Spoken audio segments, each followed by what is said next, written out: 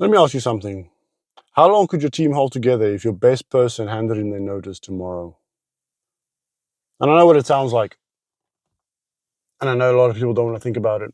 But I heard a crazy statistic a while ago. I can't remember the number off the top of my head, but I want to say that 20% of people on a team are responsible for 80% of the output, which is quite sad. And it gets exponentially worse as the team and the company grows.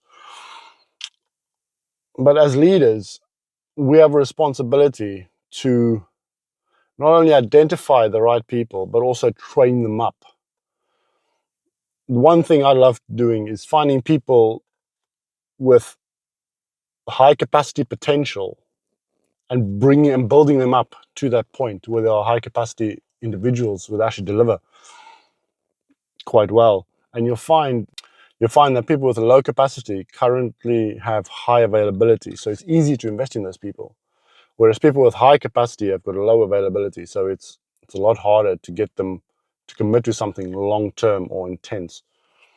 But if you can find the people on your team, and I know it's easy because you can have one person on your team or two people on your team that are really good at what they do.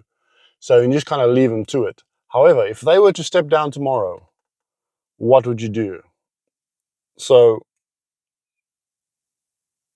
the one thing I like to do is I like to take the people on my team, see where they are best suited, and then bring that capacity out of them so that they become high capacity people. I honestly believe that everyone in your team has a role to play, and you as a leader have the responsibility to equip them, develop them, motivate them, and build them up to be the best version of themselves that they can be. So that if anyone in your team steps down, there's someone to take their place already that knows the ins and outs. And by doing so, you're ensuring that there's never a bottleneck on your team, that everything's reliant on one person. Because life happens, and if that person steps down, your team's going to suffer.